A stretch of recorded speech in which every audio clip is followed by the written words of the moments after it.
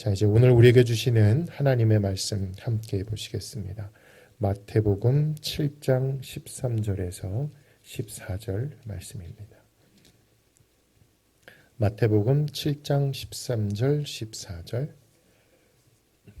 우리 한 목소리로 읽겠습니다. 시작. 좁은 문으로 들어가라. 멸망으로 인도하는 문은 크고 그 길이 넓어 그리로 들어가는 자가 많고 생명으로 인도하는 문은 좁고 길이 협착하여 찾는 자가 적음이라. 아멘. 이제 원로 목사님 통해서 귀한 말씀 듣습니다. 많은 은혜 받으시기 바랍니다. 아멘. 오늘은 선택에 대해서 말씀을 좀 나누고자 합니다. 이제 사람은 선택할 수 있는 영역이 있고 선택할 수 없는 부분이 있습니다. 많지만 대표적인 것이 탄생이죠.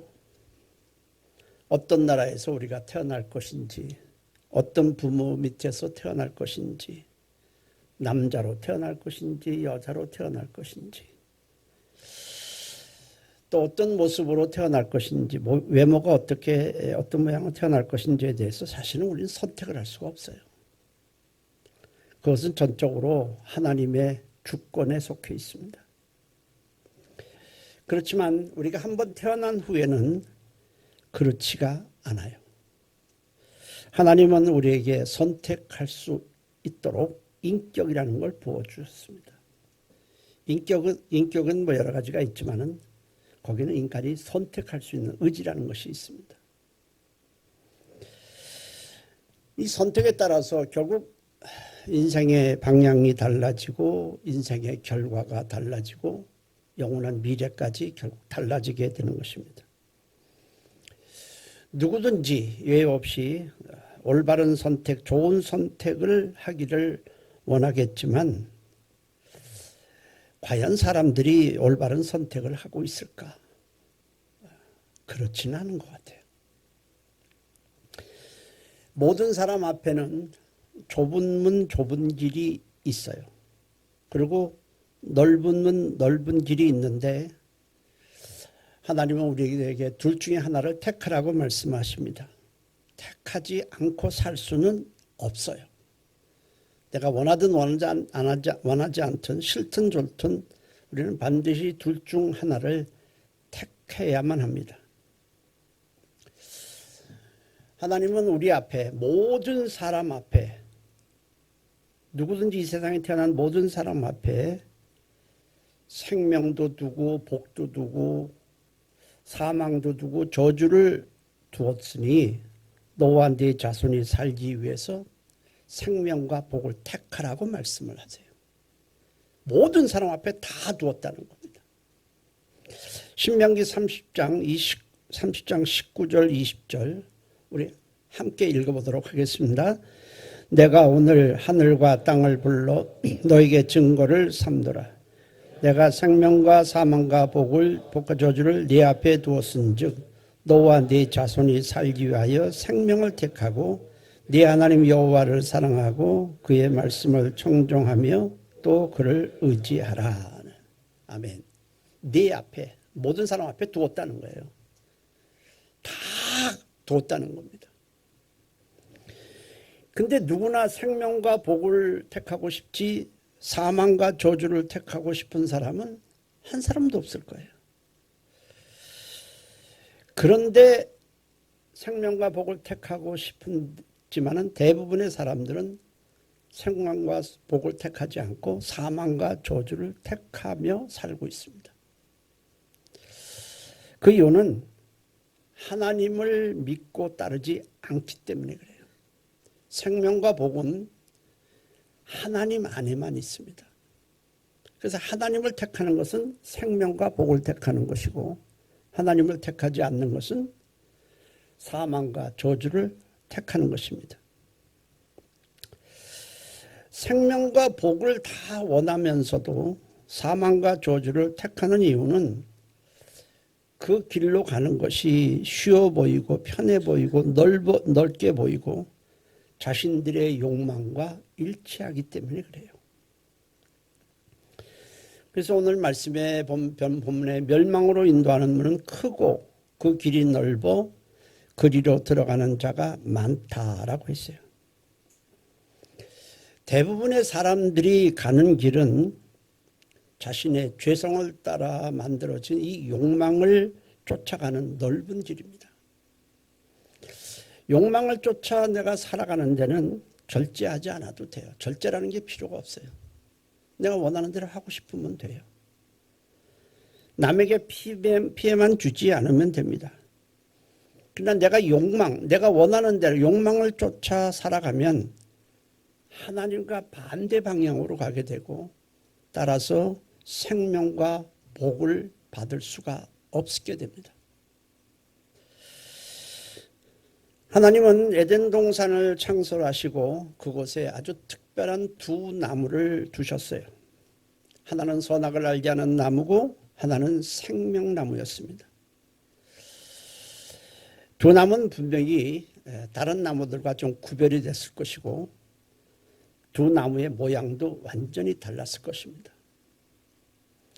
중요한 것은 나무가 어떻게 생겼느냐 하는 그 모양이 아니라 선악을 알게 하는 나무의 열매는 먹어서는 안 될 금단의 열매였다는 겁니다. 창세기 2장 16절 17절에 이렇게 말씀을 하셨어요. 여호와 하나님이 그 사람에게 명하여 이르시되 동산 각종 나무의 열매는 네가 임의로 먹되 선악을 알게 하는 나무의 열매는 먹지 말라. 네가 먹는 날에는 반드시 죽으리라 하시니라.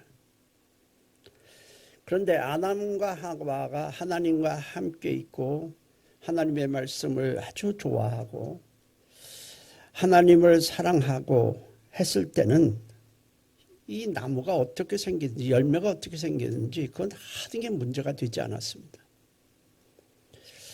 저건 먹지 말라는 나무구나. 이건 먹으라는 나무구나. 뭐 그런 거 그렇게만 생각하지 더 이상의 문제가 하등에 되지 않았어요. 그런데 어느 날 마귀가 와서 들쑤십니다. 유혹을 하는 거예요. 그러자 이상하게 나무가 평소와는 달리 보이는 거예요. 달리 보이기 시작을 한 겁니다. 이 마귀란 놈이 항상 그렇지만 한두 번 유혹해보고는 쉽게 물러가는 존재가 아니에요. 예수님을 유혹할 때도 하나님의 아들을 유혹할 때도 3번씩이나 유혹한 걸 봐서는 이게 마귀의 유혹은 굉장히 집요하다는 걸 알 수 있어요. 하와를 유혹할 때도 하루 이틀 야 이거 먹으면 괜찮아 뭐 이렇게 유혹을 한 게 아니고 아마 얼마나 굉장히 오랫동안 했을까요? 오늘도 하고 내일도 하고 모레도 하고 한 달, 2달 아마 계속 집요하게 유혹을 했을 거예요. 그 마귀의 유혹이 뭡니까? 너희가 그것을 먹는 날에는 창세기 3장 5절에 너희 눈이 밝아져 하나님과 같이 되어 선악을 알 줄 하나님이 아심이니라. 결국 집요하게 막 이 말로 저 말로 유혹을 하니까 결국 마음이 동요되기 시작을 해요. 그러고 나서 이 선악을 알게 하는 나무를 딱 보니까 그 열매가 굉장히 탐스럽게 보이는 거예요. 평소 때는 아무렇지도 않았는데 갑자기 탐스럽게 보이는 거예요. 먹음직도 하고 보암직도 하고 저걸 먹기만 하면 굉장히 지혜가 생길 것 같고 엄청나게 매력 있게 그 나무가 보이기 시작을 했습니다. 그러니까 하나님께서 아주 먹지 말라고 엄히 명령하셨음에도 이 마음이 동요되니까 먹지 않고는 견딜 수가 없게 된 거예요. 그 마귀의 유혹이 굉장히 집요하고 아주 굉장히 강했다는 걸 알 수 있어요. 창세기 3장 6절에 여자가 그 나무를 본즉 먹음직도 하고 보암직도 하고 지혜롭게 할 만큼 아주 탐스럽게 한 나무인지라. 여자가 그 열매를 따먹고 자기와 함께 있는 남편에게도 주매 그도 먹은지라. 얼마나 그것이 탐스럽게 보이고 얼마나 그것만 먹으면 뭔가 엄청나게 될 것 같은 생각이 들었으면 하나님이 강하게 먹지 말라고 명하셨는데도 그것을 먹었을까요? 그만큼 마귀가 사람의 마음을 아주 들쑤셔버린 겁니다. 마귀가 결국은 유혹을 하는 이유는 뭐겠습니까? 인간의 죄성으로 가득 찬 인간의 욕망을 자꾸 자극하는 것은 인간이 거기에 약점이 있다는 사실을 잘 알기 때문에 그래요. 그리고 유혹에 넘어가면 멸망한다는 것을 알기 때문에 그래요. 그러니까 마귀는 예수님을, 하나님의 아들 예수님을 유혹할 때도 아담과 하와를 유혹했던 방법과 동일한 방법을 사용했어요.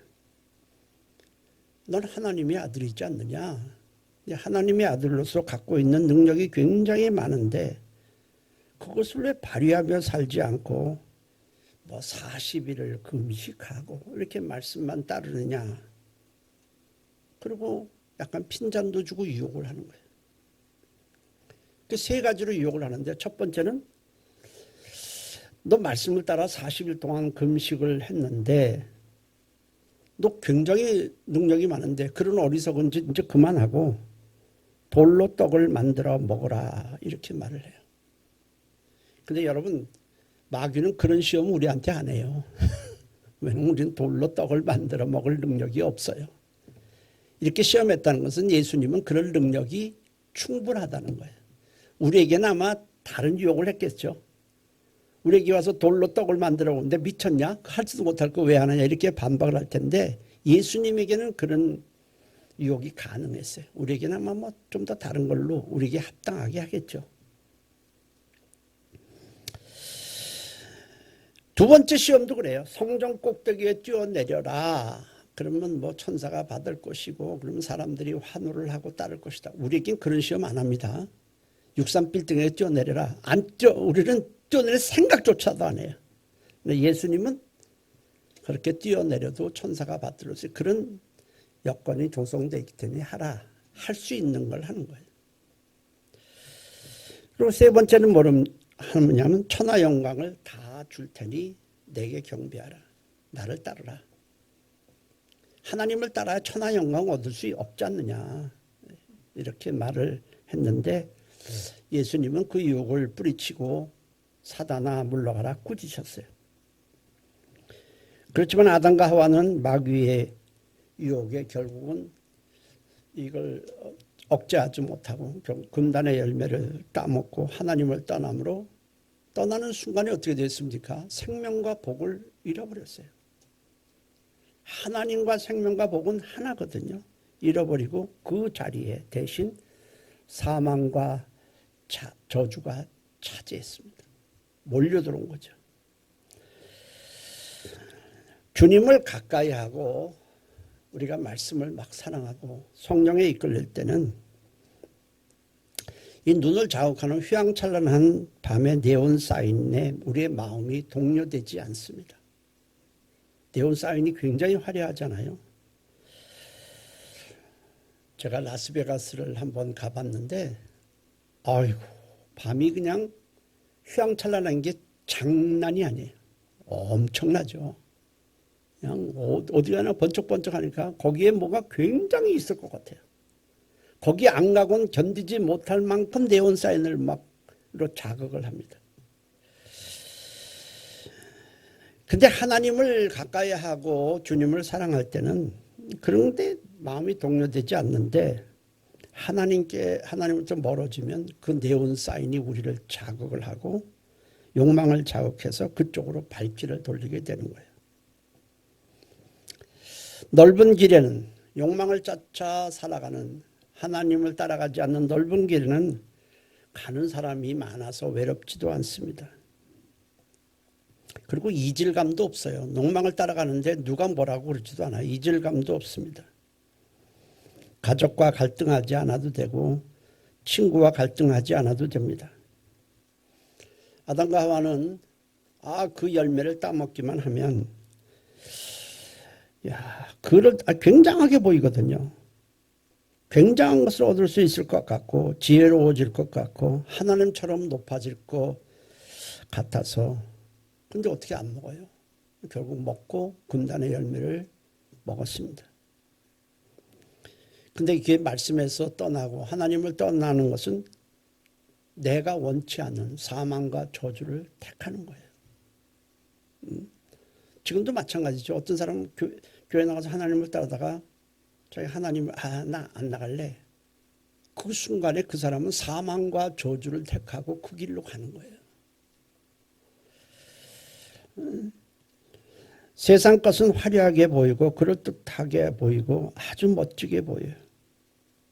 그래서 그것만 내가 성취하면 굉장히 내가 뭔가 성취감도 있고 만족감도 있을 것 같아요. 그런데 막상 그곳에 이르고 보면 그렇지가 않아요. 세상에서 자신이 원하는 목표를 달성하기 위해서 굉장히 애쓰고 노력하고 해서 자기가 원하는 그 지점에 도달한 후에 목숨을 끊은 자들이 의외로 많습니다. 굉장히 많아요. 왜 그럴까요? 자기가 목표로 하는 것을 이루고 성취하고 싶은 것에 도달하면 굉장히 엄청난 것을 자기가 이루고 만족할 것 같은데 막상 다 이루고 보니까 허무가 밀려오는 거예요. 그러니까 더 이상 소망이 없다고 생각해서 목숨을 끊는 거예요. 없는 사람은 뭐라 그러면은 너는 있으니까 그렇지 나는 없어서 없는 사람은 이해 못해. 너는 있으니까 그런 소리 하지만은 그렇지 않습니다. 솔로몬이 그랬어요. 솔로몬은 하나님을 사랑하던 사람인데 그것 때문에 자꾸 제약이 걸리는 것 같거든요. 그래서 하나님 좀 뒤로 하고 내가 이 세상에서 하고 싶고 누리고 싶고 갖고 싶은 것을 다 가져봐야 되겠다. 그렇게 마음을 먹었어요. 그런데 그것을 다 이루고 보니까 너무너무 기쁜 거예요. 야, 내가 드디어 원하는 것을 다 가져보고 누리고 그리고 해보고 싶은 거 다 해봤구나. 근데 조금 있다가 보니까 허무가 밀려오는 거예요. 헛된 거예요, 모든 것이. 다행히 솔로몬은 자살을 하지 않고 하나님의 은혜로 전도서라는 걸 썼어요. 그 전도서의 내용이 뭡니까? 전도서 2장 10절, 11절인데 제가 읽어드릴게요. 무엇이든지 내 눈이 원하는 것을 내가 금하지 아니하며 무엇인지 내 마음이 즐거워하는 것을 내가 막지 않으니까 자기 욕망이 원하는 것 다 해봤다, 가졌다, 막지 않았다는 거예요. 이는 나의 모든 수고를 내 마음이 기뻐하였습니다. 이것이 나의 모든 수고로 말미암아 얻은 몫이로다. 굉장히 기쁜 거예요. 다 이루고 보니까. 엄청나게 큰 나라도 이루고 많은 부를 누리고 수많은 주변 나라들이 자기에게 막 가서 좋은 걸 다 가져오고 이거 보니까 너무너무 기뻐하고 야, 내가 이런 수고로 말미암아 얻은 몫이로다. 그런데 그 후에 내가 생각해 본즉 내 손으로 한 모든 일과 내가 수고한 모든 것이 다 헛되어 바람을 잡는 것이며 해 아래서 무익한 것이로다 라고 했어요. 다 이루고 나서 깨달은 거예요. 그리고 하나님을 떠나서 그걸 다 해봤는데 이게 다 무익한 거고 다 헛된 거예요. 다행히 솔로몬이 망하지 않고 마지막에 전도서라는 글을 써서 하나님께 돌아오긴 했지만은 이렇게 세상 것이 굉장한 것 같아도 그 안에 보면은 생명과 복이 없어요. 그러나 세상을 쫓는 것과는 달리 하나님을 따르는 것은 화려하지도 않고 욕망을 자극하지도 않지만은 그 안에 생명과 복이 있습니다. 좁은 길, 어떤 길일까요?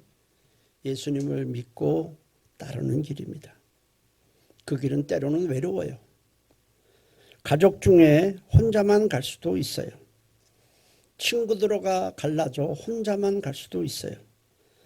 주변 사람들과 갈등을 빚을 수도 있습니다. 가족과도 갈등을 빚기도 하잖아요. 주일에 딴 사람들은 등산도 가고 낚시도 가고 놀러는 가는데 왜 너만 교회 간다냐며 비난을 들을 수도 있습니다. 교회 가는 것 때문에 좋아졌던 관계가 틀어질 수도 있어요. 초대교회 때는 예수를 믿고 따르게 되면 사회 활동을 제대로 할 수가 없어요. 심지어 상거래도 제대로 할 수가 없어요.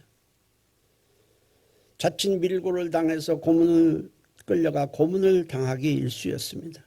이 요한계시록에 보면 뭐 여러 가지 우리가 좀 난해한 내용들이 많이 나와요. 인을 맞고 666도 있고 굉장히 많은 것들은 사실은 다 이 초대교회에 뭐 황제에게 절하지 아니하면 어떻고 뭐 절하면 무슨 또 표를 주고 뭐 이런 내용들로 돼 있는 거예요, 사실. 그러니까 그들은 제대로 터놓고 자기가 예수를 믿는다고 말할 수도 없고 돌아다닐 수도 없으니까 그들은 신앙을 지키기 위해 지하에 있는 동굴 무덤으로 들어갔습니다. 숨어 들어갔어요. 그 안에서 신앙생활 하다가 그 안에서 죽어갔습니다. 제가 성지순례를 하면서 이 지하 동굴 무덤이라고 일컫는 카타콤에 들어가 봤어요. 동굴이 굉장히 깊고 아주 큰, 이렇게 굉장히 길어요. 그 안에서 그들은 예배를 드리고 말씀을, 신앙을 지키기 위해서 그 캄캄한 굴에 들어가서 전기가 있겠어요? 없죠. 그러니까 촛불 같은 걸 켜놓고 그냥 하는 거예요. 그러다가 거기서 죽으면 어떻게 되느냐? 그냥 그 안에서 묻히는 거예요. 그러면 이 벽을 이렇게 조금 긁으면 쉽게 긁어집니다. 긁어준다면 파서 그 안에다가 시신을 넣는 거예요. 그리고 좀 있으면 이게 또 굳어져요. 그러니까 지하 동굴 무덤의 곳곳의 이 벽에는 거기서 신앙생활 하다가 신앙을 지키다가 죽은 사람들의 시신으로 사실 굉장히 많아요. 그들은 신앙을 지키기 위해서 그 좁은 길을 가기 위해서 그렇게 했습니다. 주님을 따르는 일에는 화려함도 없고 욕망을 자극하는 것도 별로 없지만은 그러나 거기에는 생명이 있고 복이 있습니다. 예수님을 따르는 것은 진리를 따르는 것이고 생명과 복을 얻는 길입니다. 그래서 예수께서 말씀하셨잖아요. 내가 곧 길이요 진리요 생명이다. 나로 말미암지 않고는 아버지께로 갈 자가 없다. 예수님을 믿고 따르지 아니하면은 아버지 집에 천국에 갈 수가 없다는 거예요. 주님을 따르면 박해도 받고 갈등을 빚을 수도 있지만 우리는 그 길을 가야만 합니다. 박해와 갈등 좋아서가 아니에요. 혼자 가는 것이 체질에 맞아서도 아니에요. 인생을 실패하지 않고 생명과 복을 반드시 얻어야 하기 때문입니다. 어느 주일에 2명의 젊은이가 야 오늘 실컷 즐기자 이렇게 둘이서 의기투합을 하고 그 다음에 도박장으로 향했습니다. 근데 도박장에 거의 도착을 했는데 공교롭게도 이 도박장 바로 옆에 아주 작은 교회가 하나 있었어요. 아무 생각 없이 별 생각 없이 도박장 안으로 들어가려던 2 청년 중 한 명이 우연히 교회 입구에 아마 조그만 이렇게 게시판 같은 거 있겠죠? 적혀있는 주일 설교 제목을 보게 됩니다. 설교 제목이 뭐냐면 로마서 6장 23절에 죄의 싹은 사망이었습니다. 그것을 보자 한 청년이 갑자기 죄의식이 생기면서 마음이 찔렸어요. 그래서 도박장으로 같이 가던 친구에게 야 오늘만큼은 도박장에 가지 말고 교회에 한번 가보면 어떻겠느냐 이렇게 제안을 했습니다. 그러자 친구가 야 무슨 소리야. 처음 작정했던 대로 도박장에 가자. 그러면서 거절을 합니다.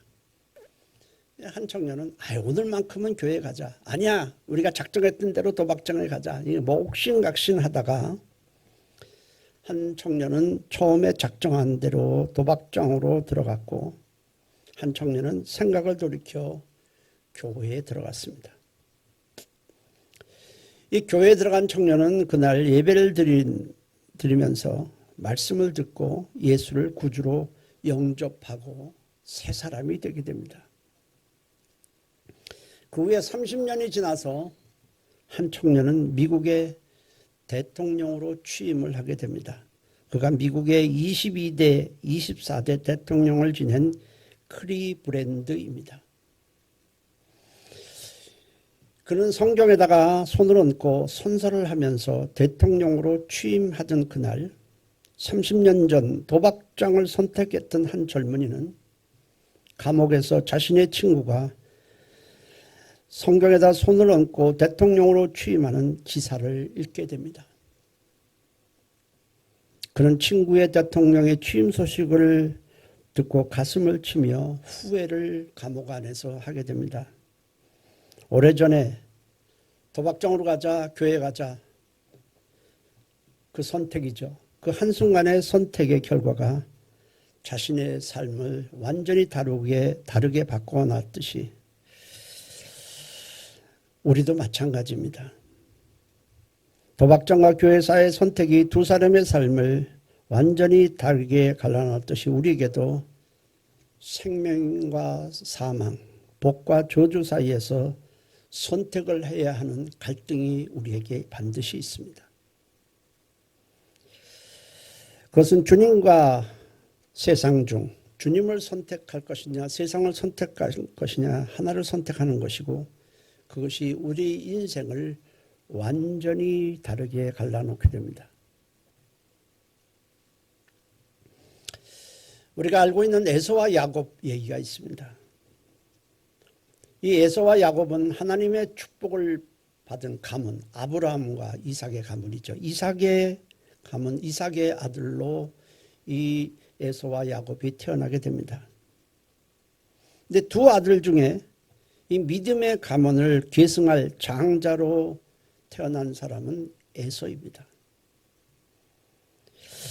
그러나 에서는 하나님의 축복을 이어받아야 할 이 영적인 장자가 되는 것에 대해서 관심도 없고 아주 굉장히 부담스러워했습니다. 반면에 이 동생 야곱은 하나님의 축복의 통로인 이 장자권을 사모했지만 동생으로 태어났기 때문에 이걸 가질 길이 없었습니다.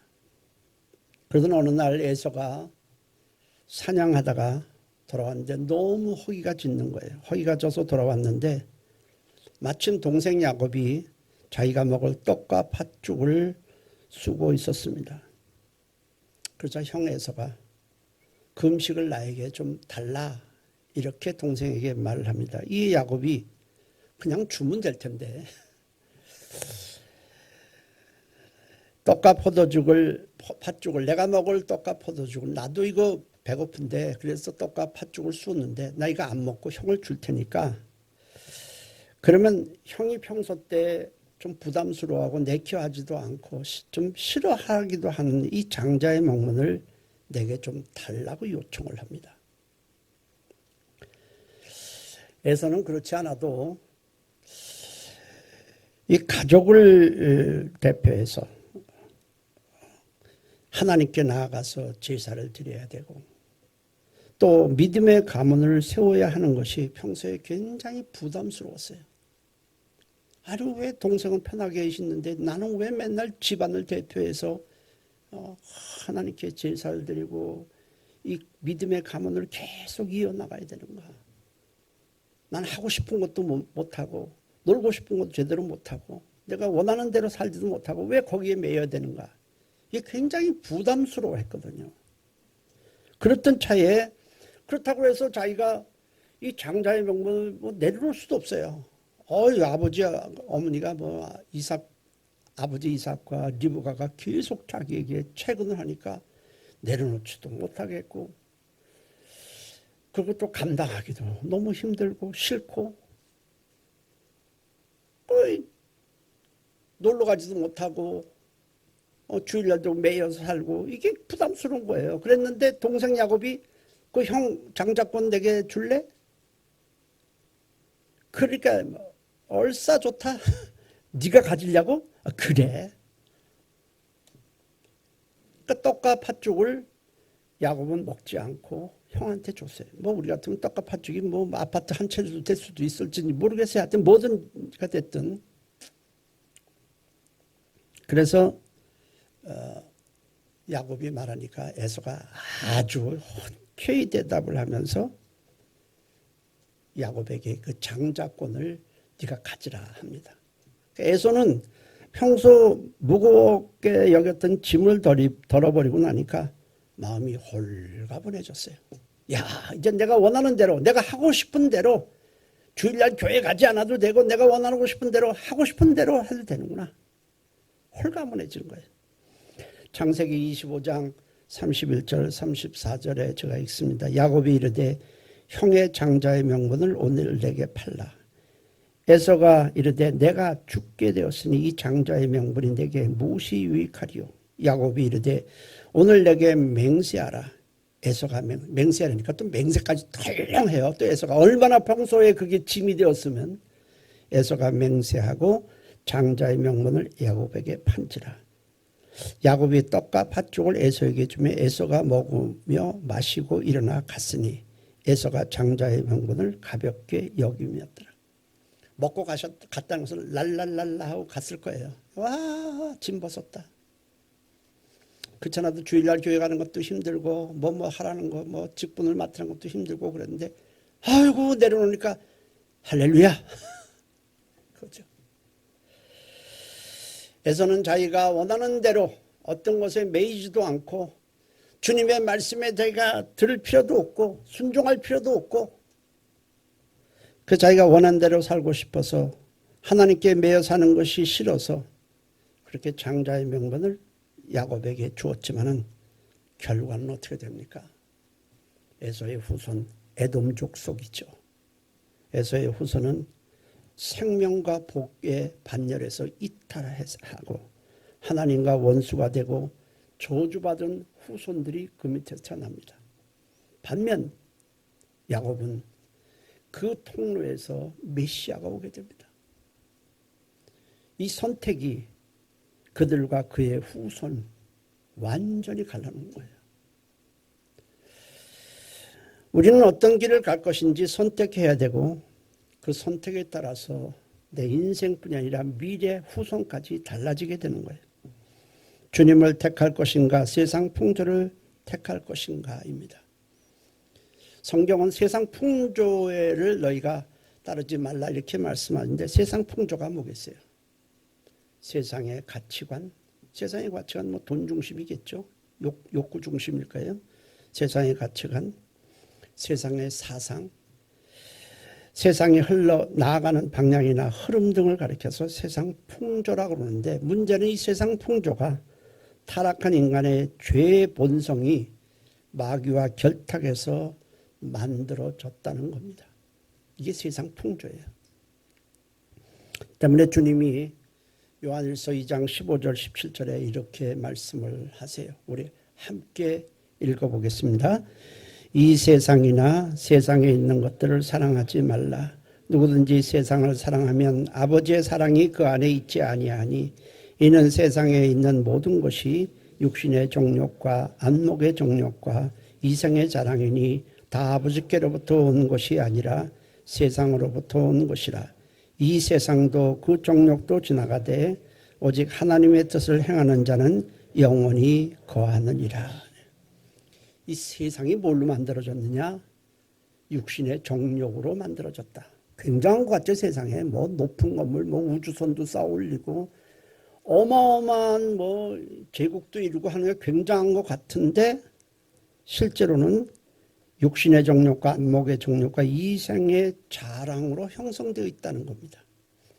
육신의 정욕이라는 건 타락한 죄의 본성이 추구하고 만들어진 것을 말합니다. 우리가 요새 정치를 보면서 느끼는 것 있죠. 정치하는 사람들이 어떤 사람들입니까? 엄청나게 공부하고 외국 유학 가고 피땀 흘려서 그냥 세상 사람들이 부러워하는 그냥 아주 스펙을 가진 사람들이 모인 곳이 정치판이에요. 그렇죠? 보통 사람은 끼지도 못해요. 그러니까 모든 사람이 와, 저 사람은 외국냐가 뭐 박사학위 땄대 뭐 했다. 그 사람들만 모아놓은 게 정치판이에요. 그건 압축한 거죠, 사실. 세상이 추구하는 모든 것을 압축한. 그 정치판을 가만히 보십시오. 거기는 완전히 인간의 죄의 본성의 어떤 집합체, 실상을 보게 되는 거예요. 이게 세상이에요. 세상은 다 육신의 정욕이 만드는 죄의 본성이 죄의 본성으로 이루어졌어요. 그리고 안목의 정욕. 안목의 정욕이라는 것은 우리 인간이 인간의 욕망을 보는 것으로 표현해서 즐기는 거예요. 선정적인 그림이나 책이나 조각이나 폭력이나 영화 등 다 그거죠. 이게 세상이 만들어진 거예요. 그리고 이생의 자랑, 사람들이 말하는 게 다 뭡니까? 이생의 자랑 아닙니다. 세상 것을 가지고 뽐내고 자랑하고 드러내고 그게 세상 것이에요. 하나님은 딱 말씀을 하셨어요. 이 세상을 전부 로마 제국이 만들어주고 엄청나게 만들어준 것 같지만 세상은 딱 요약하면 육신의 정욕, 안목의 정욕, 이생의 자랑으로만 되어 있다. 그거예요. 그러니까 전부 타락한 본성이 만들어낸 것이 이 세상의 풍조예요. 그래서 주님은 이것이 다 때가 되면 다 지나간다. 이렇게 말씀을 하세요. 이 세상도 그 종력도 다 지나간다. 없어진다는 거예요. 없어지게 하는 이유가 뭐겠어요? 이 세상을 없어지게 하는 이유가 뭐겠습니까? 그래서 우리가 붙잡아야 할 것도 아니고 품어야 할 것도 아니고 우리에게 유익한 것도 없고 다 불의하고 더럽기 때문에 다 없애는 거예요. 정말 좋고 가치 있는 것이라면 지나가게 하지도 않고 끝내지도 않을 것입니다. 없애지도 않을 것이에요. 중요한 것은 이런 욕망으로 가득한 세상에 내가 마음을 다 쏟으면 거기에는 하나님의 사랑이 없다는 거예요. 주님이 재림하셔서 세상을 모두 불태워 없으시면 이 세상이 다 죄악으로 가득 찼기 때문에 없애는 거예요. 대신에 의와 평안과 사랑의 나라인 오직 하나님 나라만 영존하는 겁니다. 그래서 우리가 세상에 같이 내가 여기서 막 뭔가를 이루고 거기서 그 안에서 복잡되면 그 사람은 결국 멸망하는 것 외에는 아무것도 없어요. 하나님의 뜻인 예수님 믿고 따르는 것만 영원히 남습니다. 오늘 아까 읽은 본문에도 이 세상도 그 종력도 지나가되 오직 하나님의 뜻을 행하는 자는 영원히 구하니라. 하나님의 뜻이 뭐겠어요? 예수를 믿고 따르는 겁니다.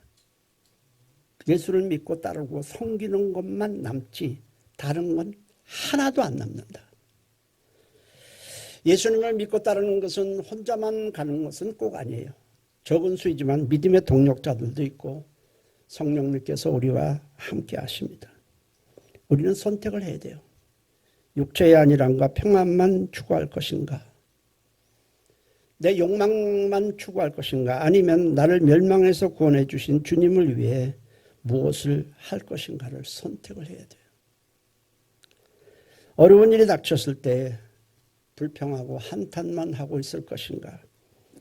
아니면 주님을 생각하면서 소망 가운데 감사하면서 기도할 것인가? 선택을 해야 돼요. 세상 풍조와 욕망만 따를 것인가? 멸망으로 가는 불쌍한 영혼들을 생명의 길로 가도록 우리가 인도할 것인가? 선택을 해야 돼요. 결국 선택이에요. 우리는 어떤 일을 주님의 일을 하라고 할 때 안 할 수 있어요. 할 수도 있어요. 하는 일에는 매이게 되고 시간도 써야 되고 마음도 써야 돼요.